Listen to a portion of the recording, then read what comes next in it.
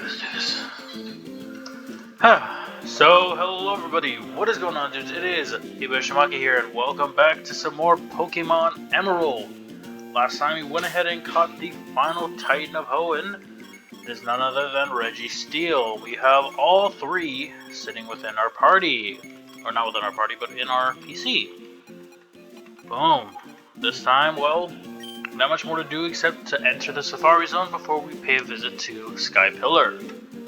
Step forward. And let's see. It's only $500 for a Safari game. We received 30 Safari Balls. And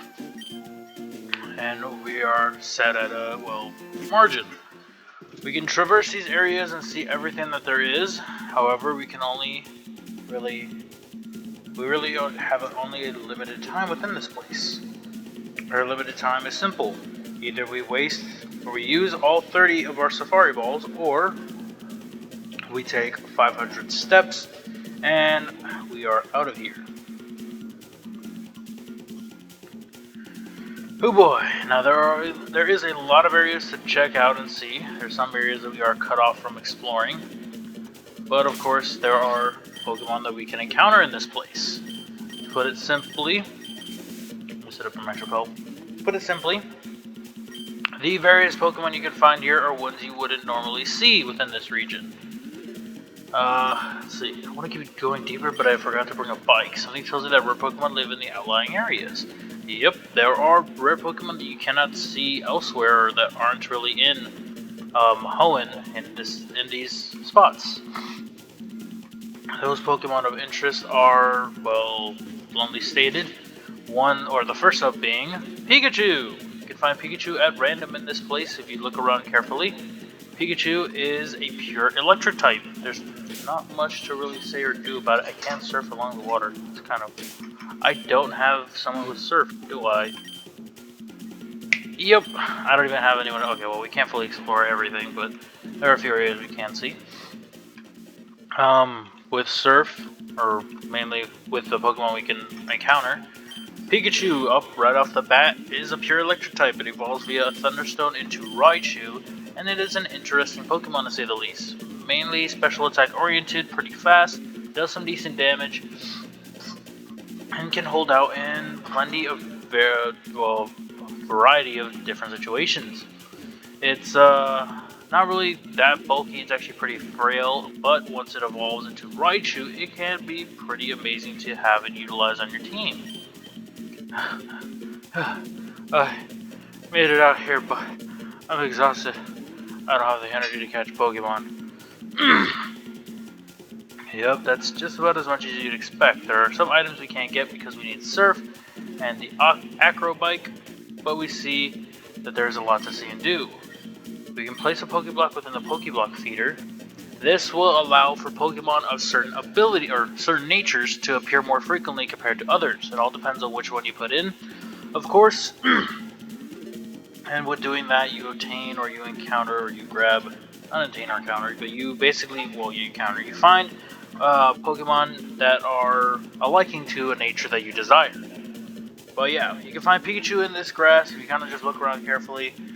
Just take some time because it is very low for its encounter, and yeesh, you already took 500 Pokésteps that fast. There isn't really much else to say about it. Pikachu is a decent Pokemon if you're looking for a good electric type and you want something different, but it's kind of old school. You can always add it onto your team and see how it feels. Let's go ahead, let's move Mersuit back on for now. Let's try again. Pikachu, moving on from that, you can also find Oddish and Glooms. You can find Doduos, of course, and another new encounter you can find is Natu. Natu is a Psychic Flying type, pretty decent Pokemon. It evolves at around, I believe, 30 into Xatu, and it is a wonderful Pokemon to say the very least. It is pretty fast, semi-agile. Well, it is pretty fast. It's more so meant to be bulky, as we saw with Tate and Lisa's Xatu, and it does some decent damage and it holds true in whatever position you hope to have it in. Being a Psychic Flying type, it has limited weaknesses. It can hold out in a lot of situations, learn a good variety of moves that lets it counter its own weaknesses as well as weaknesses on your team, and it can be a good asset if you're looking for a good special defensive Pokemon that can hit pretty hard. Aside from that, there isn't really much more to say about Xatu, aside from how stellar it can be in whatever situation you kind of want to put it in. Moving on, we have ourselves a very rare encounter. It is Girafarig. Girafarig is a psychic normal type. We also get ourselves TM22 Solar Beam. Girafarig is a psychic normal type, meaning it only really has two weaknesses, Dark and Bug, nullifying Ghost entirely because of its normal typing. Girafarig as a Pokemon is decently fast. It's pretty powerful, can dish out some good damage in a lot of situations, and can hold out in areas you'd least expect it to, in all honesty. Though it is a pretty low encounter and kind of hard to find, if you want to stick through with it and try to find it, or try to catch it more so, it can be a valuable asset, as it can learn a bunch of different moves being part normal, and can hit pretty hard being Psychic type. Aside from that, we have ourselves this Rest Zone, which we can check out. If you put a Pokeblock in the feeder, Pokemon attracted to it. I think Pokemon with the same sort of nature are drawn by a certain Pokeblock. There we go. It all depends on what kind of Pokemon. I don't have any Pokeblocks, but I caught a good number of Pokemon. That can improve your chances of making a catch by getting closer to them before throwing a Safari Ball. If you use Pokeblocks, wild Pokemon won't be so quick to run away. It's not much to use. It's not much use to give Pokeblocks to Pokemon that don't flee easily. That is indeed a good tip, and kind of helpful with what you're trying to do if you're trying to fish for certain mons. Moving on from Girafarig. Yeesh. Can't really talk, I guess. Moving on from Girafarig as a Pokemon, there is but one other encounter which we already have the baby form of. You can find yourself a Wobbuffet. Wobbuffet! If you decide to catch one and use it along on your team. You could keep the Wana you already have, or you could go for a Wobbuffet. Entirely up to you. You choose to play how you want. I'm just gonna go get the Acrobike real quick before I forget. But yeah, Wobbuffet is a pretty valuable asset. It is mainly meant to act as a stall and a wall entirely. So if you don't really have a good staller or a waller or Pokemon that has loads of HP and can tank a lot, and you need it in vital situations, you can always pick yourself up a Wobbuffet or evolve the Wana you already have, or a Wobbuffet that you so choose to raise. What other Pokemon you can find? Well, within the water, if we decide to surf around properly. Let's get back to the Safari Zone before I continue. There's just so many mons to go over in this place. It's a lot of Pokemon that you can't normally find. Let's see, nothing. Damn it, I dropped my phone. Hold on. Just gonna have to navigate my way through. Pell's effect wore off, which is not gonna be of help to me right now. Can I avoid stuff? There we go. Cool.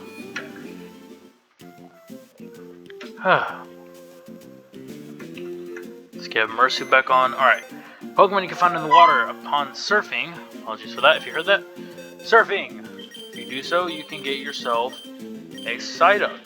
Psyduck is a pure water type. An interesting Pokemon to say the least. It has the ability Cloud9, which would kind of nullify all weather effects and things like that. Though its main key star, the main thing that's good to note is it's a evolved form Golduck, which I believe is a water psychic type. If not, it's just a pure water type. Pretty powerful nonetheless, can do some decent damage in some situations, and is surprisingly a good asset in things you wouldn't expect it to be. It hits decently hard, can learn a good variety of moves, and can outperform a lot of things you wouldn't expect it to outperform.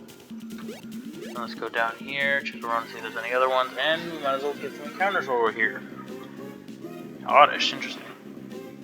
Yeah, Psyduck and Golduck, pretty decent Pokemon, more so meant to be special attackers, can hit decently hard, can tank some hits, but are a bit more frail because they don't have the best defenses, and they are a bit on the slow side, but they're faster than most mons you would expect to go against. Pardon me. If you decide to fish around this place, you can find Magikarps, of course, but you could also find yourself some some Goldings and Seakings. Golding and Seaking are pure water types. Golding evolves into Seaking, and it is a pretty decent Pokemon, to say the least. It's a good water type, pretty tanky, and can dish out some good damage for both special defense and special offense. It's not as fast as you would expect it to be. It's actually kind of one of the slower water types. However, it makes up for it in its HP and allows it to hold against a lot of Pokemon that you would probably be going up against up to this point, or should be expecting to go up against at this point, if you're either going to Lily Cove earlier or deciding to check it out now after all the main story elements are done. Well, we see we might as well get some encounters in and commit to whatever the mechanics of the Safari game are as we continue. You can run into a brand new face of Phanpy. Phanpy is a pure ground type. It is an interesting Pokemon. It evolves at 30, I believe, into Donphan, so it's one level off. Pretty powerful Pokemon. Has good special physical defenses and a pretty good attack stat and a really high speed stat. So it's pretty fast, pretty agile, hits really hard, and can tank a lot of damage. It doesn't have that much HP compared to its defenses, but still just enough to match with and to hold out if you so choose to pick one up. Phanpy is an interesting sort. It's a pretty good Pokemon. I know a YouTuber that I watch still, when he played Crystal, he used the Phanpy and it turned out to be really stellar in the team, and in Emerald it still holds true to be quite a stellar mon. We see that we have three options. We can either chuck a ball, chuck a Safari Ball, use our Pokeblocks, or we can try to go near it. If we attempt to move near it, the chances of it fleeing increase, however the chances of us catching it increase. If we use a Pokeblock, the chances of it fleeing decrease, but the chances of it being caught also decrease. So, it's kind of weird. Let's go and let's check a Safari Ball, see if we have any luck catching a Phanpy. There isn't much else to say about Phanpy. It's pretty fast, pretty agile, it's decently hard. It's a bit rare to find in these areas, especially in this area alone, but it is stellar nonetheless and a good addition to your team if you're looking for a decent ground type. What else you can find if you're not looking for a Phanpy? You can find Doduo's evolved form, Dodrio. If you're too lazy to try and evolve a Doduo, you can always go for Dodrio, which is decently fast. It's pretty hard, being a more so a physical attacker, and holds true to its unique move of Tri-Attack along with Magneton. It can burn, freeze, or paralyze, whichever one decides to connect. It is a normal type move, however it does do some incredible damage and holds true in a lot of different situations. Moving on from that though, Dodrio, if you're looking for a good flying type, you can always pick up a Dodrio. If you're looking for a normal type, Dodrio also fits the bill in that sense, being able to learn a variety of moves. Let's try it, Oddish, why not? It is probably going to be one of the fastest flying types you ever have on your team, or have in general. It is exceptionally fast and exceptionally physically powerful, though again it is frail in its defenses and can get knocked around pretty quickly if not carefully well watched. Aside from that, another rock ground type, or another ground type you can find if you choose to get a rock type along with it, it is Rhyhorn. Rhyhorn is a rock ground type, in that order specifically. Pretty bulky, has some good defenses, evolves really late into Dawn, which is I believe around the 40s, I think at 42. Rhyhorn and Rhydon as Pokemon, they have loads of defenses, they learn pretty unique moves overall, have good stats otherwise to state, can dish out some really good damage in situations you would not expect them to, and are not as frail as you would think, though they do have limited moves and are being rock ground types that typically have poor stats. Otherwise, they dish out some pretty good damage, and they have the unique ability of Lightning Rod, which allows them to attract electric type moves directly to them. So if you're using double battles, they would be stellar to work with a water type in general. Moving on, you could also find yourself Pinsir. Pinsir is a pure bug type, does some decent damage, has no evolution, but is still pretty powerful nonetheless. It is bulky, it is somewhat fast, and it hits pretty hard, especially with the unique move of Vice Grip. Being a normal type move, it can learn other moves that are pretty helpful for what it is, and can have the ability Swarm, which can up its bug type boost overall. So having a move like Fury Swipes perhaps could really stack up and dish out some good damage, and it being able to learn Swords Dance can also do some good work. There is also the super rare encounter of Heracross. Heracross. You can find Xatu here as well. Heracross is a bug fighting type, and you are all familiar with my knowledge of Heracross, seeing as I had used one back in Pokemon Crystal. Heracross is decently fast, hits pretty hard, is a bit frail, but it's still a stellar Pokemon nonetheless. It can hold out in situations you wouldn't expect it to, it can learn a variety of moves to cover its own weaknesses, and it can really just mop the floor with almost anything if used properly or watched over carefully. I highly recommend you get yourselves a Heracross if you want a bug type or a fighting type in general. It is such a good Pokemon, and I would not slack off on missing the opportunity to catch this thing. Catch it, I recommend it. It is such a good Pokemon and a lot of fun to use. Whew, okay.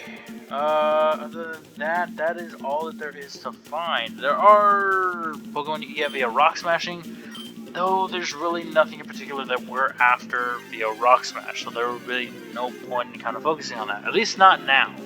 The areas that we cannot access at the moment are blocked off behind the National Dex, which if we can get, we can come back here and visit around to see just what for other bonus Pokemon we can find.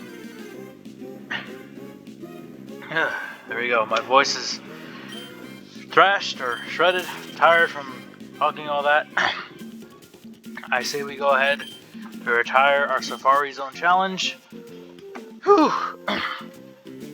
And we make way to Pacific Log, because that's really the only place we have left to see. Pacific Log has the final stop for us, of course. And oh boy, we have our work cut out for us with what's down there for us to grab. Did not want to go there. Review. Yeah. There we go. I feel accomplished. I feel like we did a good amount. I know it was a lot of Pokemon to go after or go over, and a lot of information to dive into. But again, Safari Zone is a good place to go, even if you're not after certain Pokemon. If you want to complete your decks, hey, it's stellar to go after. Definitely make sure you have some Pokeblocks set up and ready. But for now, that'll be it from me. Join me back here where we go over just what lies on the route to the right in full, and we tackle the Sky Pillar. Hope you guys did enjoy. Hope you guys continue to enjoy, and I'll of course see how you do next time.